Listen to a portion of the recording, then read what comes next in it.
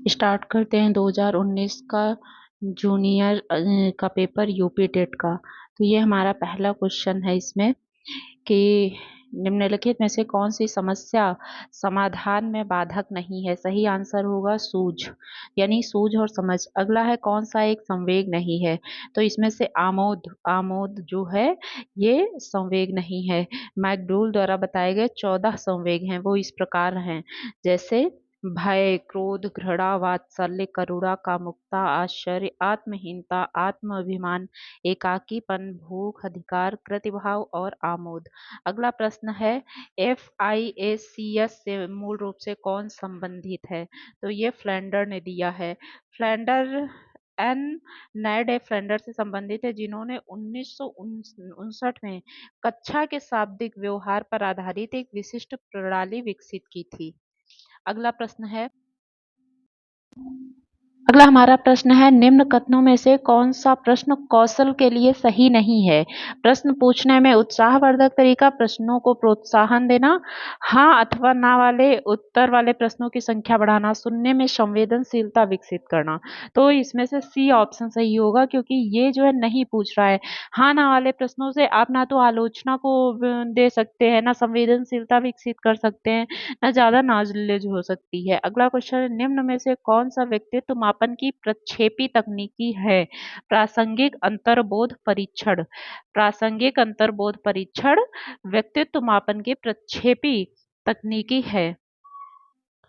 ये अगला व्यक्तित्व मापन की प्रक्षेपी तकनीकी के अंतर्गत निम्न परीक्षण आते हैं। पहला आता है जैसे शब्द सहचार्य परीक्षण, रोसा मर्सी लक्ष्य परीक्षण, अन्यमस लक्ष्य परीक्षण, प्रासंगिक अंतर्बोध परीक्षण। ये सारे क्वेश्चन आते हैं। अगला प्रश्न है सृजनात्मक समस्या समाधान की वह व्यवस्था जिसमें व्यक्ति असंगत सूचनाओं पर ध्यान नहीं देता, उसे क्या कहते हैं। ऑप्शन है आयोजन, अनुवादन, प्रबोधन या उद्भवन। सही आंसर होगा उद्भवन। सृजनात्मक सृजनात्मक समस्या की वह अवस्था जिसमें व्यक्ति असंगत सूचनाओं पर ध्यान नहीं देता, उसे उद्भवन कहते हैं। इस अवस्था में व्यक्ति सभी संबंधित सूचनाओं को एकत्रित करने के बाद सूचना के बारे में चेतन रूप से चिंतन करना छोड़ देता है, परंतु अचेतन रूप से समस्या के बारे में सोचता रहता है। अगला प्रश्न है बोली जाने वाली भाषा की सबसे छोटी इकाई कौन सी है। ध्वनिग्राम। बोली जाने वाली भाषा की सबसे छोटी इकाई ध्वनिग्राम है। इसे स्वनिम भी कहा जाता है। स्वनिम का अपना अर्थ नहीं होता, किंतु वे अर्धभेदक होते हैं, जैसे क प न। अगला प्रश्न है निम्न में से किस प्रश्न द्वारा सृजनात्मक चिंतन को सर्वाधिक अच्छे ढंग से अनुमानित किया जा सकता है। सही आंसर होगा इसे कितने भिन्न तरीकों से हल किया जा सकता है। मतलब ये एक तरीके से जैसे फैक्टोरियल निकालते थे, कितने तरीकों से क्या व्यवस्थित कर सकते हैं, वैसे ही कितने तरीकों से हम जो है अनुशासन अच्छे तरीके से प्रश्न को व्यवस्थित कर सकते हैं। अगला प्रश्न है सूक्ष्म शिक्षण क्या है। माइक्रो टीचिंग क्या है। मूल्यांकन शिक्षण, वास्तविक शिक्षण, अवश्रेणीयन शिक्षण या प्रभावशाली शिक्षण। सही आंसर होगा अवश्रेणीयन शिक्षण। सूक्ष्म शिक्षण अवश्रेणीयन शिक्षण अर्थात सूक्ष्म शिक्षण एक निश्चित श्रेणी क्रम का अनुसरण करता है। इसमें कुल 6 सोपान होते हैं। पहले पाठ योजना बनाना, फिर उसका प्रेजेंटेशन, फिर प्रतिपुष्टि, फिर पाठ योजना का निर्माण करना, फिर पुनः प्रस्तुतिकरण और पुनः प्रतिपुष्टि। अगला हमारा ये मैचिंग का क्वेश्चन है। पहला दिया गया है हल। हल ने कौन सा सिद्धांत दिया है। तो हल ने आपके दिया है प्रणोद अवलोकन सिद्धांत। दूसरा दिया गया है मैकडूगल। मैकडूगल ने मूल प्रवृत्ति सिद्धांत दिया है। तीसरा दिया गया है फ्रायड। फ्रायड ने मनोविश्लेषण सिद्धांत दिया है। चौथा दिया है मैस्लो। मैस्लो ने आवश्यकता का सिद्धांत दिया है। यानी इसका मैचिंग करेंगे तो होगा 4 2 3 1, ऑप्शन नंबर बी। अगला प्रश्न है निम्नलिखित में से कौन अभिक्रमित अनुदेशन का सिद्धांत नहीं है। अभ्यास का सिद्धांत, छोटे छोटे पदों का सिद्धांत, सक्रिय अनुक्रिया का सिद्धांत या पुनर्बलन का सिद्धांत। सही आंसर होगा अभ्यास का सिद्धांत, प्रिंसिपल ऑफ प्रैक्टिस। अभिक्रमित अनुदेशन के 5 प्रमुख सिद्धांत हैं। लघुपदीय सिद्धांत, सक्रिय अनुक्रिया का सिद्धांत, तात्कालिक प्रतिपुष्टि सिद्धांत, स्वगति का सिद्धांत, छात्र परीक्षण सिद्धांत। जबकि अभ्यास का सिद्धांत थार्नडाइक के अधिगम के सिद्धांत से संबंधित है। अगला प्रश्न है, थार्नडाइक के उद्दीपक अनुक्रिया सिद्धांत में सीखने की प्रक्रिया में क्या महत्वपूर्ण नहीं है? अंतर्नोद, अभिप्रेरक, उद्दीपक, ये सही है। क्रिया प्रसूत व्यवहार, ये इंपॉर्टेंट नहीं है। अगला प्रश्न है, निम्नलिखित में से किस प्रकार के अधिगम को गेने ने अपनी अधिक सोपानिकी में सर्वाधिक निम्न स्थान पर रखा है? सही आंसर होगा संकेत अधिगम।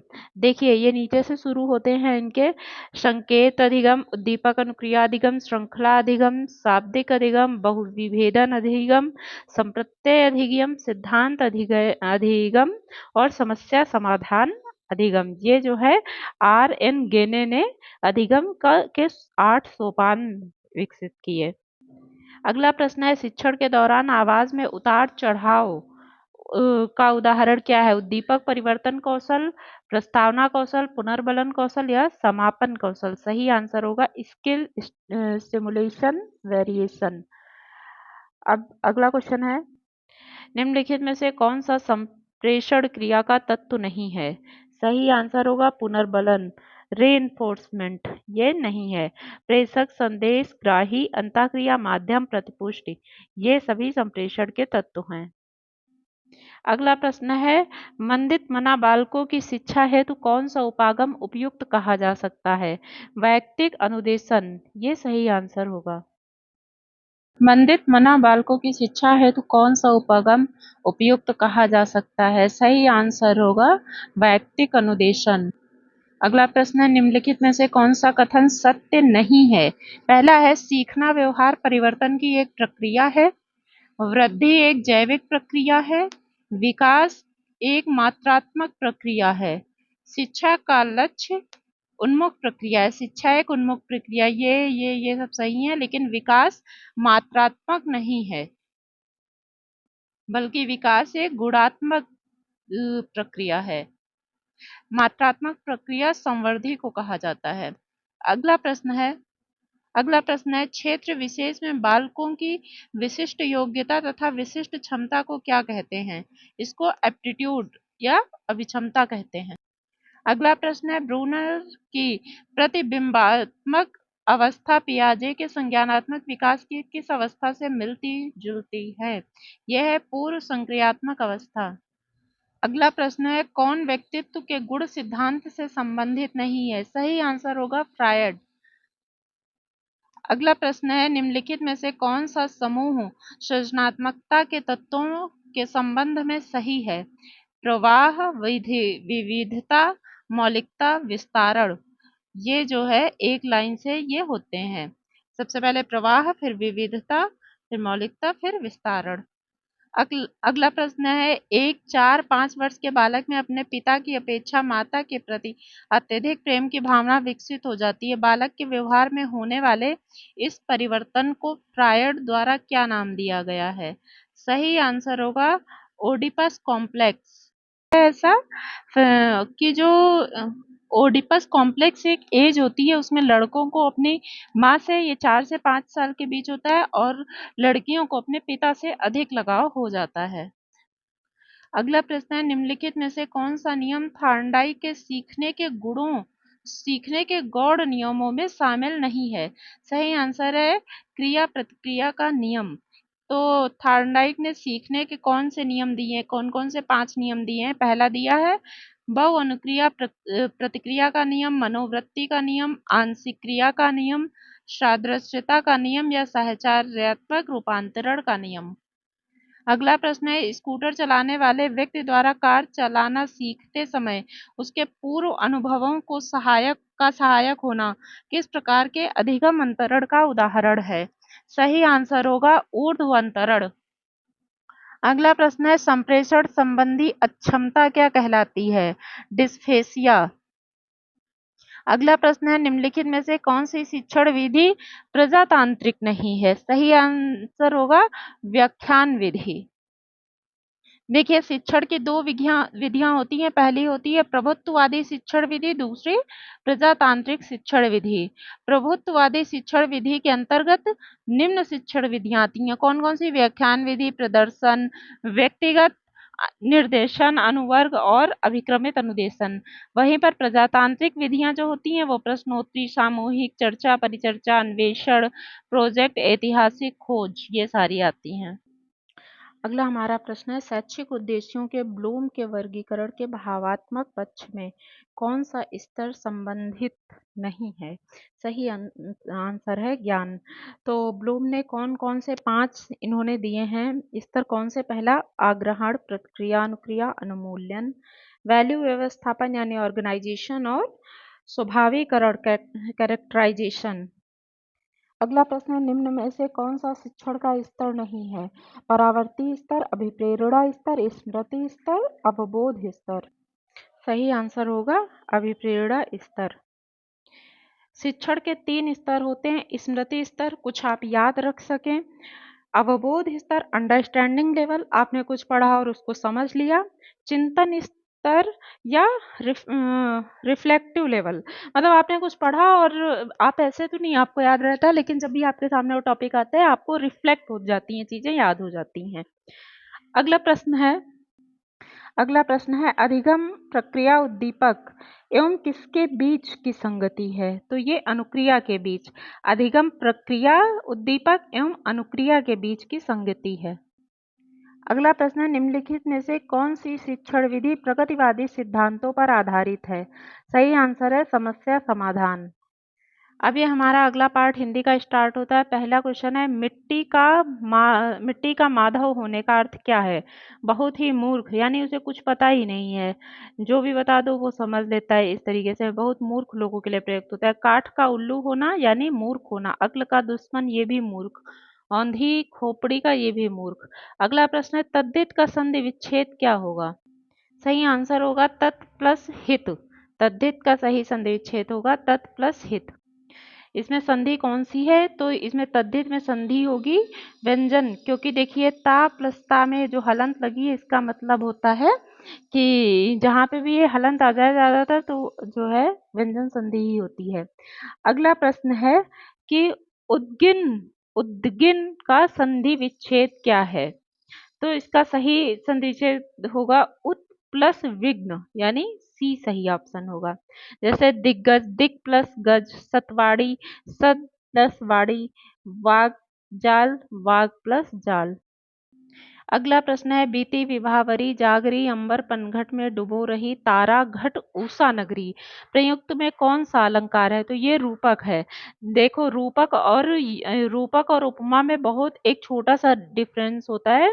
रूपक में किसी चीज को हम डायरेक्ट कह देते हैं कि वही है, जैसे तारा घट, तारों का नगर या तारा नगर, ऐसे डायरेक्ट हमने बोल दिया। और उपमा में क्या होता है, सा या से ऐसे तुलना की जाती है कि उनके जैसा।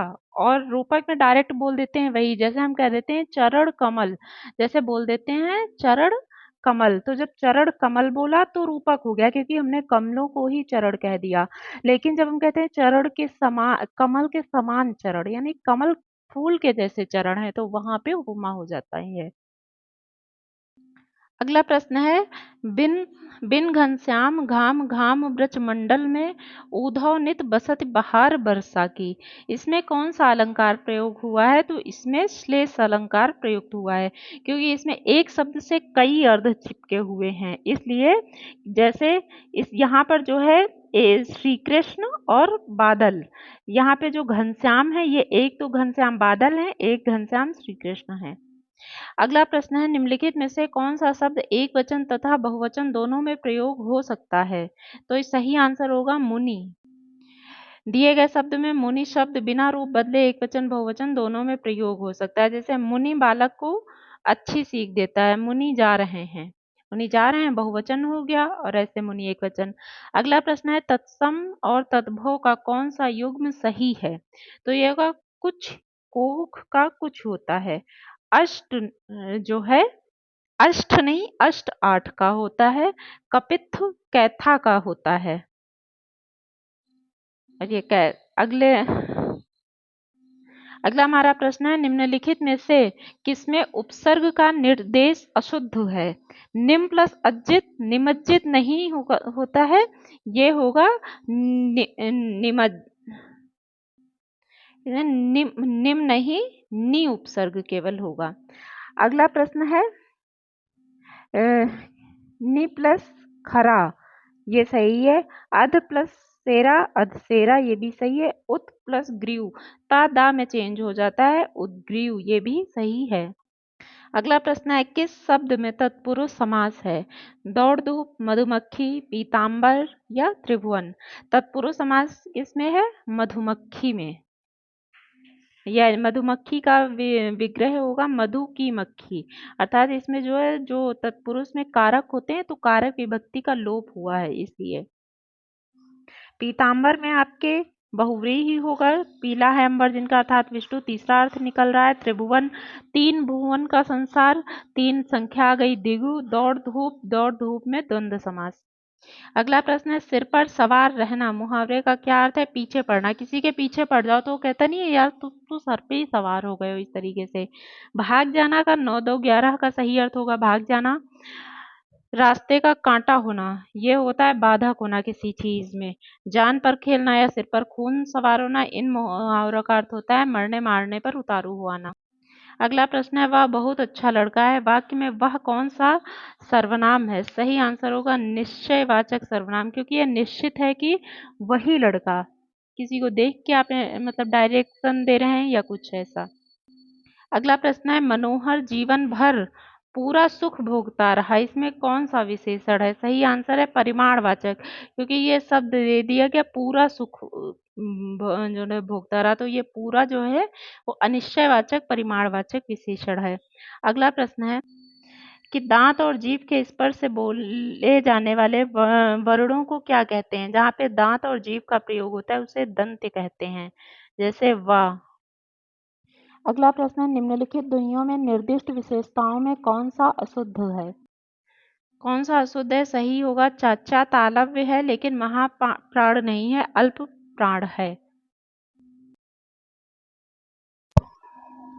अगला प्रश्न है कि बाढ़ का पर्यायवाची कौन सा नहीं है? सारंग। सारंग के बहुत सारे अर्थ होते हैं लेकिन बाढ़ उसका अर्थ नहीं होता। अगला है कि उपचारात्मक शिक्षण का आधार निम्नलिखित में से कौन सा है? यह है निदानात्मक परीक्षण। अगला प्रश्न है कि अयोगवाह किसे कहते हैं? विसर्ग को, अंग अह को। अगला प्रश्न है, सुमेलित करना है आपको, तो सत्यार्थ प्रकाश स्वामी दयानंद सरस्वती जी की है। रामचरितमानस तुलसीदास ने लिखी है। सूरसागर सूरदास ने, और भक्तनाल नाभादास जी ने लिखी है। सही आंसर होगा CDBA, ऑप्शन नंबर सी। अगला प्रश्न है कि निम्नलिखित में भाववाच्य किसमें है? तो भाववाच्य होगा राम से खाया नहीं जाता, ये जो है इसमें रामवाच्य होगा उससे बैठा नहीं जाता, इसमें भी भाववाच्य है। तो क्योंकि देखिए भाववाच्य उसमें होता है जहाँ भावना प्रधान होता है, और अक्सर ये मजबूरी के उस सेंस में आते हैं, वहां पे भाववाच्य होता है। अगला प्रश्न है कि निम्नलिखित में से कौन सा उत्तर सही है? पहला है अनुस्वार पूर्ण अनुनासिक ध्वनि है, सही है। दूसरा है वर्ग का पंचमाक्षर अनुनासिक होता है, जैसे काखा गागा अंगा, चचा चचा इया, टठा डडा अड़ा, तो ये जो वर्ड लास्ट में आ रहे हैं ये अनुनासिक हैं, ये भी सही है। अगला, अनुनासिक के उच्चारण के दौरान नाक से बहुत कम सांस निकलती है और मुंह से अधिक, तो ये तीनों सही हैं। अगला ये पैसेज दिया गया है, इसको बहुत जल्दी पढ़ लेते हैं। कला और जीवन का संबंध अन्योन्याश्रित है। कलाकार कल्पना और यथार्थ का समन्वय कर समाज के समक्ष आदर्श रूप प्रस्तुत करता है। इसी कारण जीवन का कला के स्वरूप पर व्यापक प्रभाव पड़ता है। कलाकार जीवन के यथार्थ रूप को ही चित्रित नहीं करता, वरन वह आदर्श रूप भी प्रस्तुत करता है। इस प्रकार जीवन का कला पर और कला का जीवन पर व्यापक प्रभाव पड़ता है। कलावाद अर्थात कला के लिए संबंधित विचारों में जीवन के लिए उपयोगी कला ही श्रेयस्कर मानी जाती है। तो अब इसी से रिलेटेड प्रश्न है कि कला और जीवन अन्योन्याश्रित हैं, इसका तात्पर्य क्या है? मतलब एक दूसरे पर आश्रित होना, अन्योन्याश्रित शब्द का अर्थ होता है। अगला प्रश्न है कौन सी कला श्रेष्ठ मानी जाती है? जो जीवनोपयोगी हो, जो जीवन में उपयोगी हो। अगला प्रश्न है कि श्याम गौरी किम कहों बखानी, गिरा अनयनन नयन बिनु पानी। इस वाक्य में भाव कौन सा है? ये मधुर भाव है। मतलब जो है इस पंक्ति में राम और लक्ष्मण के सौंदर्य का वर्णन है, जो सीता जी के समक्ष उनकी सखियों द्वारा किया गया। अगला प्रश्न है कि इस पद्यांश का कवि कौन है? तो ये तुलसीदास ने लिखा है। अगला है चांदनी चौक में कौन सी संज्ञा है? चांदनी चौक में व्यक्तिवाचक संज्ञा है। अगला प्रश्न है निम्नलिखित में से कौन सा विकल्प विलोम की दृष्टि से सही नहीं है? सुबुद्धि, असुबुद्धि, उत्कर्ष, अपकर्ष, अवरोह, आरोह, अवरोह, कीर्ति, अपकीर्ति, ये तो सब सही है। सुबुद्धि असुबुद्धि नहीं बल्कि दुर्बुद्धि होता है। अगला प्रश्न है इसको भी सुमेलित करना है। तो तलवार को कहते हैं कृपाण, टेढ़ा को वक्र कहते हैं, तत्सम तद्भव एक तरीके से। तरु जो है तरु वृक्ष को कहते हैं, पटु जो है पटु प्रवीण को कहते हैं। अगला प्रश्न पूछा है कि मिश्र वाक्य कौन सा है? उसमें ना पत्ते थे ना फूल थे। मैंने सुना है आपके देश में अच्छा राज प्रबंध है। मैंने सुना है कि जहाँ पर ये की और यदि ये सब वर्ण आए वो समझ लीजिए मिश्र वाक्य होते हैं, तो हमें मिश्र वाक्य मिल गया बी। ये आपको पहचान पहचान होती है कि जहाँ पर की, यथा, अथा ऐसे शब्द आ जाएं और साथ या फिर यदि से स्टार्ट हो तो वहां पे मिश्र वाक्य होता है। अगला प्रश्न है वह द्वार द्वार भीख मांगता चलता है, इस वाक्य में कौन सा कारक है?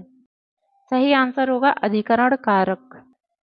देखिए इसमें अधिकरण कारक है, उपयुक्त में द्वार द्वार के बाद कारक चिन्ह पर, द्वार द्वार पर भीख मांगता चलता है, पर का लोप कर दिया गया है। अधिकरण का होता है चिन्ह में पर।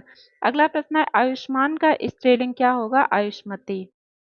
अगला पाठमाला संस्कृत का स्टार्ट होता है। सुषुणाम पद में संधि कौन सी है? तो ये है टुत्व संधि। अगला प्रश्न है त्रिभुवनम में समास कौन सा है? ये द्विगु यानी संख्यावाचक द्विगु होता है। त्रिभुवन तीन भुवनों का समूह। अंगना का अर्थ क्या है? अंगना का अर्थ स्त्री होता है। मनीषा का संधि विच्छेद क्या होगा? मनीषा का मनस प्लस ईसा होता है, मनस प्लस ईसा होगा और ये अच संधि यानी स्वर संधि होगी। अगला प्रश्न है चोरभ्यम में समास कौन सा है? तो ये सही होगा पंचमी तत्पुरुष। अगला प्रश्न है मार्तंड शब्द का पर्यायवाची क्या है? ये सही होगा अंशुमाली। मार्तंड सूर्य को कहते हैं और अंशुमाली भी सूर्य को कहते हैं। अगला प्रश्न है पिता रूप मूल शब्द किसका है? पिता रूप जो है यह ऋतुकारांत का मूल रूप है। अगला प्रश्न है समुद्रम पद में समास कौन सा है? ये सही है अव्ययी भाव समास। अगला प्रश्न है निम्नलिखित में से कृतवाच्य का उदाहरण कौन सा है? कृतवाच्य यानी जो कर्ता पर निर्भर हो। तो देखिए तेन ग्रंथम पठेत पठयते, मतलब वे ग्रंथ पढ़ते हैं। तो इसमें जो पढ़ना गई एक क्रिया है, क्रिया किस पे डिपेंड है? ग्रंथों के लिए, इसलिए इसमें जो कृतवाच्य। अगला है पक्वम इत कृदंत, इस कृदंत पद में प्रत्यय का है, तो प्रत्यय है कुत प्रत्यय। वैसे तो त प्रत्यय पढ़ते हैं कि ये त प्रत्यय है। अगला अगला प्रश्न है मयूरः नृत्यन्ते, वाक्य का परिवर्तन कीजिए। तो ये सही हो जाएगा मयूरा का मयूरः नृत्यते। अगला प्रश्न है कुद्र धातु के योग में विभक्ति कौन सी है? चतुर्थी विभक्ति है। अगला प्रश्न है अप्ययस्ते पद में प्रयुक्त उपसर्ग कौन सा है? तो इसमें अपि उपसर्ग प्रयोग किया गया है। अगला प्रश्न है अध्ययन कुशलः में प्रयुक्त समास कौन सा है? सही समास होगा तत्पुरुष, क्योंकि अध्ययन में कुशल होगा। तो इसमें में जो है ये कारक विभक्ति का लोप है। अगला प्रश्न है अव्यय शब्द नहीं है देवः, देवः शब्द अव्यय नहीं है क्योंकि देव शब्द को आप बिगाड़ नहीं सकते। अव्यय वो शब्द होते हैं जिनमें बदलाव नहीं हो सकता, जिनमें बदलाव नहीं हो सकता वे अव्यय शब्द होते हैं। अब आगे एक पैसेज दिया गया है, उससे रिलेटेड क्वेश्चन पूछे गए हैं। अस्माकं पितः क्या? तो इसमें लिखा है एक ईसा पिता अस्माकम, मतलब तो इसका सही आंसर हो जाएगा ईशः, ईश्वर। अगला प्रश्न, अस्माकम जननी क्या? जननी कौन है अपनी? ये धरा, अर्थात हमारी माता पृथ्वी है। आगे एक जो है गद्य दिया गया है, गद्यांश, और इससे रिलेटेड क्वेश्चंस हैं। तो पहला है गद्य खंडे कस्मिन कस्य विषयस्य व्याख्यानम वर्तते, कि गद्य खंड में किसका व्याख्यान दिया गया है। तो पहला है अद्वैतवादिनः, अद्वैतवादी जो हैं उनका जो है इस पैसेज में व्याख्यान दिया गया है। अगला प्रश्न है अद्भुतमीश्वर लोक्य आलंगिकरः कस्य अलंकारस्य विर्भावः कृतः। देखिए मेरी संस्कृत बहुत अच्छी नहीं है, पढ़ने में थोड़ा बहुत शायद मिस्टेक हो रही हो, तो एडजस्ट कर लीजिएगा। तो ये सही हो जाएगा विरोधाभासस्य। अगला प्रश्न है पद लालित्य के लिए प्रसिद्ध कौन है? तो ये महाकवि दांडी। अगला है पंचतंत्र के लेखक कौन है? विष्णु शर्मा। अगला प्रश्न है लृ स्वर नहीं होता है, कौन सा स्वर नहीं होता है? दीर्घ स्वर नहीं होता है, क्योंकि ये ह्रस्व स्वर है। अगला प्रश्न है शीघ्रतम शब्द का पर्यायवाची नहीं है, तो द्रुतम होगा, सत्वरम होगा, क्षिप्रम होगा, लेकिन सुकृतम नहीं होगा। सुकृतम का मतलब पूर्ण होता है। अगला प्रश्न है दुग्नः शब्द में प्रयुक्त विभक्ति कौन सी है? सही आंसर होगा पंचमी और छठी। अगला प्रश्न है विपुल धनः में प्रयुक्त समास कौन सा है?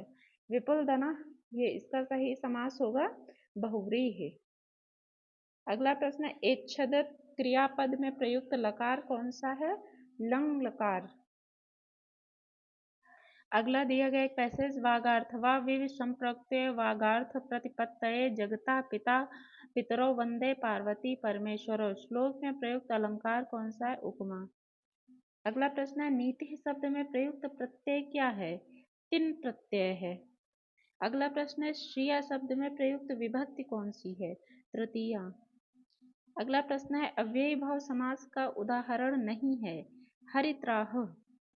अगला हमारा पार्ट स्टार्ट होता है सोशल स्टडीज का, और इसका पहला क्वेश्चन है कि अधोलिखित में से किस लेखक की पुस्तक से कश्मीर के 12वीं शताब्दी ईस्वी के इतिहास का विवरण मिलता है? तो ये कल्हड़ का राज तरंगिणी, कल्हड़ की जो पुस्तक थी राज तरंगिणी, वहां से मिलता है। अगला प्रश्न है कि दिल्ली के किस सुल्तान ने सिकंदर द्वितीय यानी सिकंदर शानी की उपाधि धारण की थी? सही आंसर है अलाउद्दीन खिलजी। अगला ये मैच करना है, तो देखिए राजा राम मोहन राय, इन्होंने जो है ब्रह्म समाज की स्थापना की है। स्वामी विवेकानंद रामकृष्ण मिशन, स्वामी दयानंद सरस्वती ने स्थापना की है आर्य समाज की, और एमजी रनाडे ने स्थापना की है स्वामी दयानंद सरस्वती, हाँ, एमजी रनाडे ने प्रार्थना समाज की स्थापना की।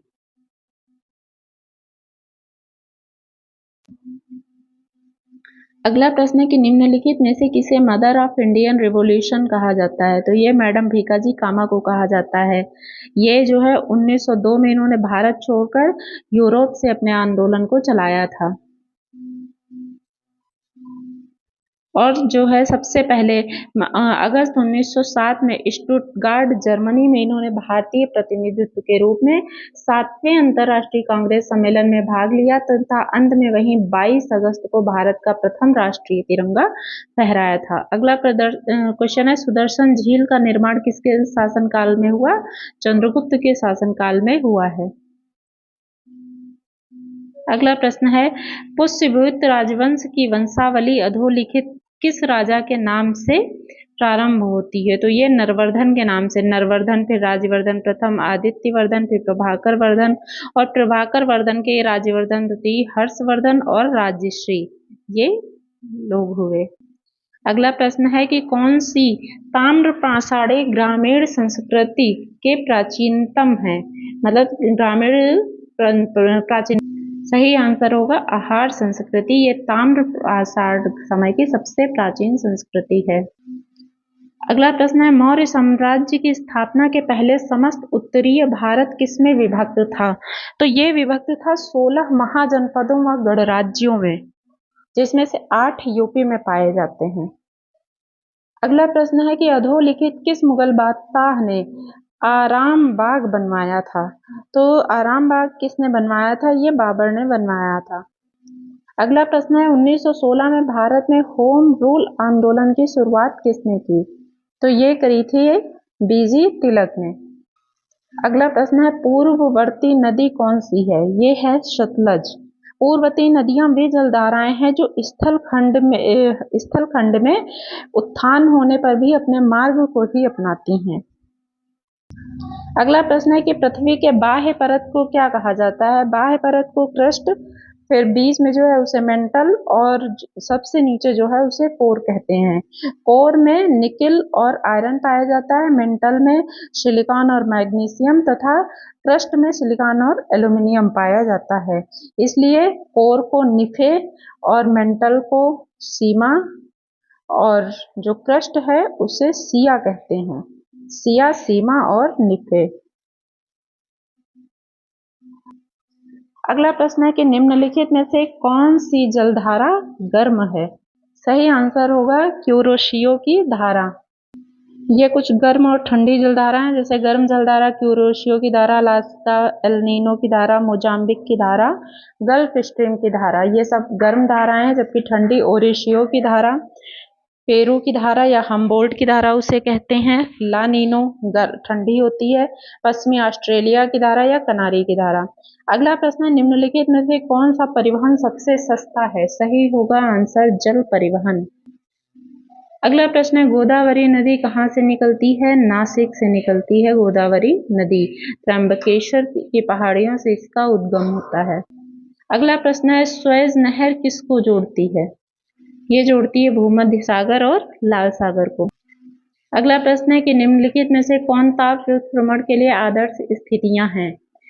बादल युक्त आकाश, शांत एवं स्थिर वायु, लंबे ग्रीष्मकालीन दिन। सही आंसर होगा केवल शांत एवं स्थिर वायु।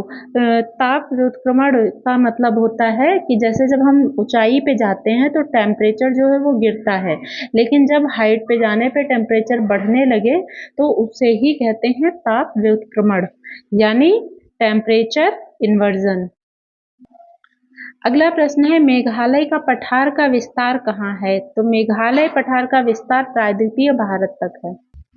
अगला प्रश्न है निम्नलिखित में से कौन सा अपर्दन अभिकर्ता बालू का स्तूप, बालू टिब्बा के निर्माण के लिए उत्तरदायी है? सही आंसर होगा पवन।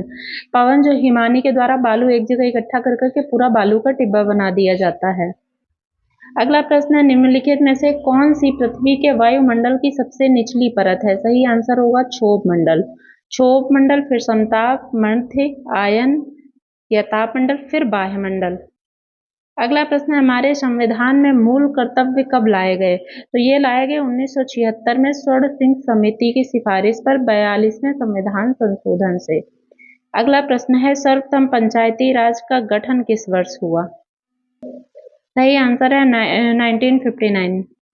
अगला प्रश्न है निम्नलिखित में से कौन सा संविधान के 73वें संशोधन में सम्मिलित है? जिला पंचायत, क्षेत्र पंचायत, नगर पंचायत या नगर निगम?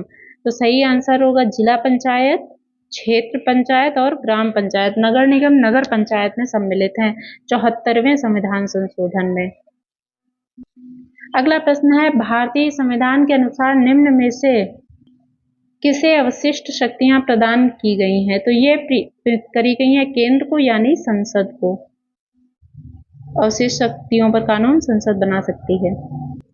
अगला प्रश्न है प्रधानमंत्री नरेंद्र मोदी G20 शिखर सम्मेलन में सम्मिलित होने के लिए 2019 में किस देश गए?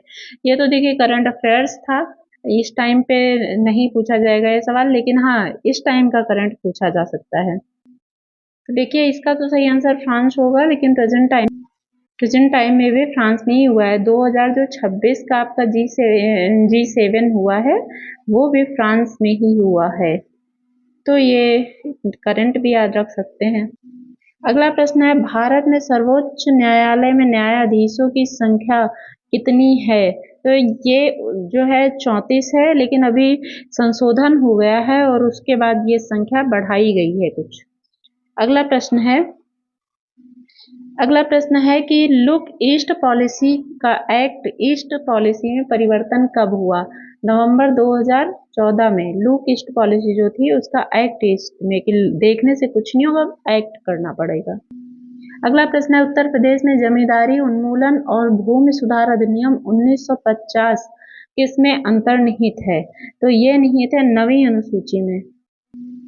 अगला प्रश्न है संविधान सभा का संवैधानिक सलाहकार कौन था? Doctor BN Rao. अगला क्वेश्चन है भारतीय संसद की सबसे बड़ी समिति कौन सी थी? तो ये थी एस्टीमेट कमेटी, सबसे बड़ी थी, 30 सदस्य होते थे। अगला प्रश्न है ओलंपिक खेलों का आदर्श वाक्य क्या है? तो यह है सिटिशियस, अल्टियस और फोर्टियस। इस टाइम यह सही आंसर था फुलेला गोपीचंद।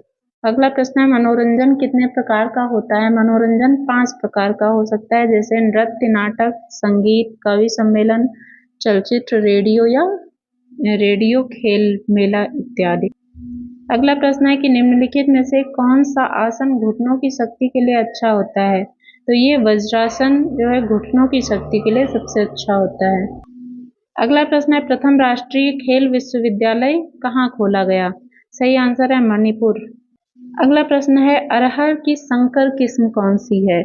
तो ये है ICPH 8। अगला प्रश्न है निम्नलिखित में से किस राज्य को सोयाबीन राज्य कहा जाता है? सोयाबीन सबसे ज्यादा मध्य प्रदेश में होता है। अगला प्रश्न है कि ग्रीन हाउस में सब्जियों को उगाने की विधि को क्या कहा जाता है? Vegetable forcing. अगला प्रश्न है मृदाओं के कण घनत्व का औसत मूल्य क्या होता है? तो जो मृदाओं के कण का औसत मूल्य होता है वो 2.65 ग्राम पर सेंटीमीटर स्क्वायर होता है। अगला प्रश्न है निम्नलिखित में से बाग लगाने की कौन सी विधि पहाड़ी क्षेत्रों में अपनाई जाती है? सही आंसर होगा समोच्च विधि। अगला प्रश्न है असंतुलित आहार में सुरक्षात्मक पोषक तत्व होते हैं। सही आंसर है विटामिन व खनिज लवण। अगला प्रश्न है निम्नलिखित विधियों में से भोजन पकाने की सर्वोत्तम विधि कौन सी है? उबालना, 12 बॉइल्ड फूड खाना। अगला प्रश्न है ट्रिप्सिन एंजाइम किस क्रिया में सहायक होता है? ये प्रोटीन के पाचन में। ये नीचे जो साइंस के क्वेश्चन दिए गए हैं इस साइंस बैकग्राउंड वाले बच्चों के लिए ये समझ लीजिए क्वेश्चन अलग से आएंगे। अगला प्रश्न है चेचक के विषाणु का नाम बताइए। तो ये सही आंसर है वेरियोला वायरस। अगला प्रश्न है सेफर विधि का प्रयोग किसमें किया जाता है? सही आंसर है रोगी के पानी में डूबने पर सेफर विधि का प्रयोग किया जाता है उसको बचाने के लिए। अगला प्रश्न है कि संपोषणीय विकास के संकल्पना की व्याख्या सर्वप्रथम किसने दी थी?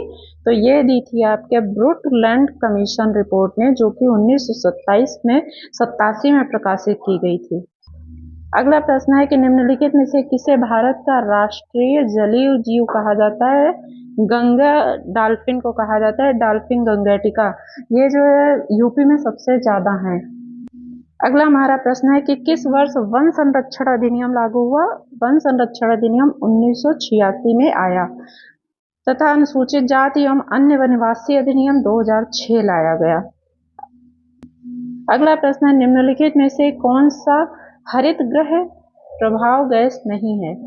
सही आंसर होगा नाइट्रोजन। अगला क्वेश्चन है निम्नलिखित में से कौन सी मृदा संरक्षण की विधि नहीं है? मृदा संरक्षण की विधि कीटनाशक रसायन नहीं हो सकती, क्योंकि इसे तो मृदा संरक्षण नहीं होता है बल्कि मृदा जो है अनुपजाऊ होती है। जैविक खाद बहुत अच्छी होती है, फसल चक्र भी अच्छा है और मृदा अपरदन रोकना भी मृदा संरक्षण के लिए लाभदायक है। अगला प्रश्न है कि सिलाई मशीन कब भारी चलती है? तेल की कमी तथा सफाई नहीं करने पर। यही सही है। अगला प्रश्न है वृद्धावस्था में कैल्शियम की कमी से कौन सा रोग हो जाता है? इसका सही आंसर होगा रिकेटस। हड्डियां जो हैं वो कमजोर हो जाती हैं बुजुर्ग लोगों की। अगला प्रश्न है हीमोग्लोबिन में प्रोटीन नामक तत्व कौन सा होता है? सही आंसर है ग्लोबिन। अगला प्रश्न है आजकल यूरोप और भारत में किस जर्मन शिक्षा शास्त्री की पाठ योजना पद्धति है? हर्बर्ट। अगला प्रश्न है कि योजना विधि आधारित होती है, किस पर आधारित होती है? करके सीखने पर आधारित होती है। अगला प्रश्न है कि पंचम सवारी ताल में कितनी मात्राएं होती हैं? सही आंसर होगा 16 मात्राएं। तो अगला प्रश्न हमारा है कि वंदे मातरम देश गान के रचयिता कौन है? सही आंसर है बंकिम चंद्र चटर्जी। अगला प्रश्न है राग भैरव का गायन समय क्या है? सही आंसर है प्रातः काल या सुबह के समय। सामान्य मृदा में कार्बन नाइट्रोजन अनुपात कितना होता है? तो इसमें कार्बन नाइट्रोजन का अनुपात 10:1 का होता है, 10:1। अगला है विशिष्ट मृदा में मृदा वर्ग कणों के अपेक्षिक अनुपात को क्या कहते हैं? सही आंसर होगा मृदा कणाकार। तो ये हमारा पूरा हो गया 150 क्वेश्चनों का यूपी टेट 2019 का पेपर जो था, और 2021 का भी पूरा पेपर हो चुका है।